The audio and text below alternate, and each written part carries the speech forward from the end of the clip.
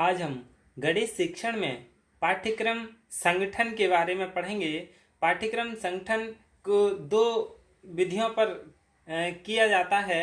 एक उपविषयक पद्धति यानी टॉपिकल मेथड और दूसरा है चक्राकार पद्धति यानी स्पाइरल मेथड। तो आज हम सिर्फ एक ही मेथड का पढ़ेंगे यानी टॉपिकल मेथड। पाठ्यक्रम संगठन की उपविषयक पद्धति के बारे में पढ़ेंगे। ये जो विधि है, इस विधि का निर्माण दो बातों को आधार मानकर किया जाता है।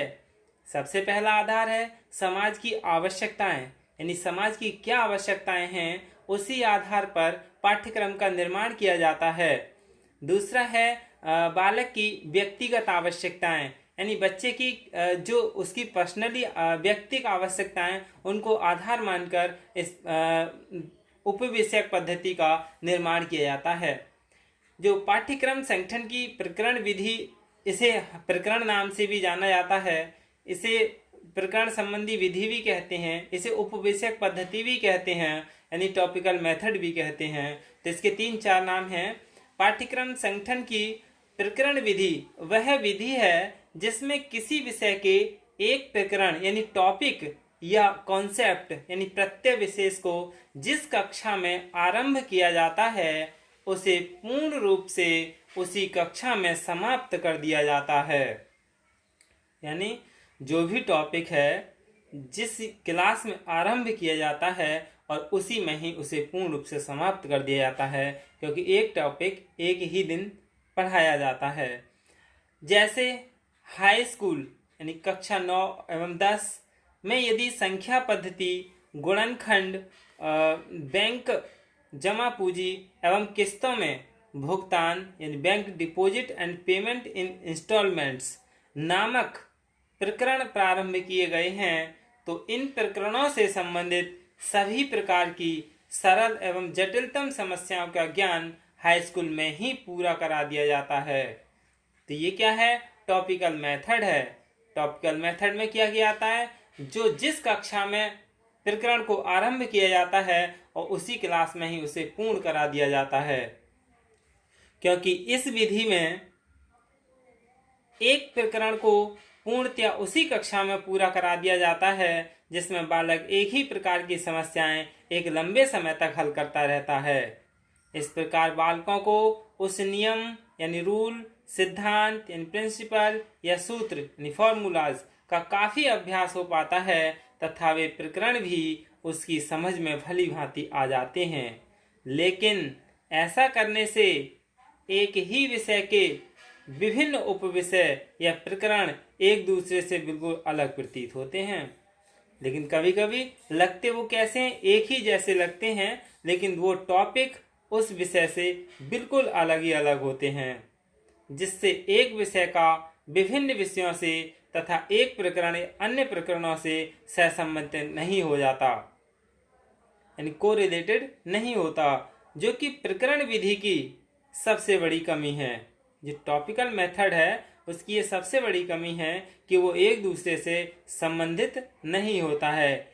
इस विधि में अतिरिक्त एक दोष यह है कि छोटी कक्षाओं के बच्चे मानसिक रूप से पूर्णतया विकसित भी नहीं हो पाते हैं कि वे किसी नियम विशेष का जटिलतम समस्याओं का एक निश्चित समय में पूर्णतया समझ लें, यानी उसी कक्षा में पूरी तरह से समझ लें। इसलिए मानसिक शक्तियों यानी मेंटल पावर की परिपक्वता के अभाव में छोटी कक्षाओं के बच्चे एक प्रकरण को बहुत दिनों तक पढ़ने के कारण ऊब जाते हैं तथा उसमें रुचि नहीं ले पाते हैं। बड़ी कक्षाओं के लिए तो यह विधि उपयोगी सिद्ध हो सकती है, लेकिन छोटी कक्षाओं के लिए यह विधि उपयोगी नहीं है।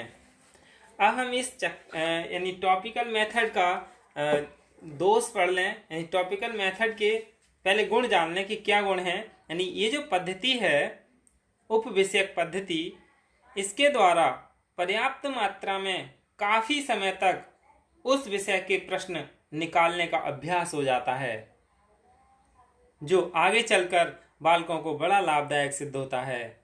देखा भी होगा कक्षा 6 में बच्चे के लिए क्या है, बहुत छोटी छोटी चीजें पढ़ाते हैं और फिर वही आगे को चल के विस्तार उसका होता चला जाता है।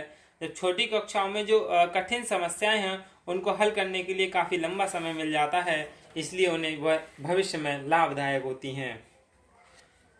काफ़ी समय तक पढ़ने और अभ्यास करने के कारण बालक उस विषय का पूर्ण ज्ञाता हो जाता है और उसे भली प्रकार समझ में आता है।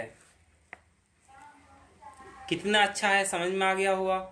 क्योंकि जब किसी चीज़ को, कोई भी टॉपिक है, उसको काफ़ी समय तक पढ़ा जाए उसी कक्षा में, एक ही क्लास में, तो ज़्यादा अभ्यास करना पड़ेगा और ज़्यादा अभ्यास करने से बालक का उस विषय पर पूर्ण ज्ञाता हो जाता है और उसे भली प्रकार से समझ भी जाता है। बालक काफ़ी समय तक एक ही उपविषय पढ़ते रहने से उनका ध्यान उपविषय पर केंद्रित रहता है। यानी काफ़ी समय तक एक ही टॉपिक पढ़ते रहे बालक, एक ही सब्जेक्ट पढ़ता रहे, तो बालकों का ध्यान उसी विषय पर केंद्रित हो जाता है। इसके दोष भी हैं कुछ। यानी बहुत समय तक एक ही विषय के प्रश्न निकालते निकालते बालक उस उप विषय के प्रति अपनी रुचि खो बैठता है और विषय अरुचिपूर्ण हो जाता है। वैसे ये देखा भी गया है, बालक किसी चीज़ के लिए बहुत अच्छे से पढ़ता था, पूरे समय उसी को पढ़ता था, लेकिन अचानक उसकी रुचि हट जाती है और वह विषय अरुचिपूर्ण हो जाता है, फिर उसका मन उस विषय में नहीं लगता है। तो एक दोष ये भी है इसका, टॉपिकल मेथड का, उस उप विषय के प्रश्नों में विभिन्नता न होने के कारण बालक एक ही प्रकार के प्रश्नों को केवल मशीन की तरह निकालते रहते हैं। जो एक टॉपिक पढ़ते रहते हैं बच्चे, तो वो उसी में ही हल करते रहते हैं और उसी को हल करने में प्रसन्न भी होते हैं। जब प्रसन्न रहते हैं तो वो मशीन की तरह अपने उन सवालों के लिए हल करते रहते हैं। इस पद्धति में, यानी टॉपिकल मेथड में, सह संबंध से प्राप्त होने वाले लाभ विद्यार्थियों को नहीं मिल पाते हैं, क्योंकि इस पद्धति के अनुसार एक समान में, यानी एक समय में केवल एक ही उप विषय पढ़ाया जाता है। जो विषय चल रहा होगा वही विषय उसे पढ़ाया जाएगा। तो इस पद्धति में एक समय में केवल एक ही उप विषय पढ़ाया जाता है। ये जो टॉपिकल मेथड है, इसके अंतर्गत क्या है, सरल से कठिन की ओर और आधार संगठित नहीं किया जा सकता, क्योंकि प्रत्येक उपविषय के सरल तथा कठिन सभी प्रकार के प्रश्न उसी कक्षा में समाप्त कर दिए जाते हैं। अगला इसी में ही है कि टॉपिकल मेथड, यानी जो उपविषयक पद्धति है, विशेषकर छोटी कक्षाओं के लिए उपयोगी सिद्ध नहीं होती है, क्योंकि बालकों का मानसिक स्तर इतना ऊंचा नहीं होता है कि वे प्रत्येक उपविषय के कठिन प्रश्नों को भी उसी कक्षा में हल कर सकें। तो ये क्या है, टॉपिकल मेथड है। अब अगली बार हम संकेंद्रीय पद्धति यानी स्पाइरल मेथड पढ़ेंगे। ये ज़्यादातर कंपटीशन में आते हैं। धन्यवाद।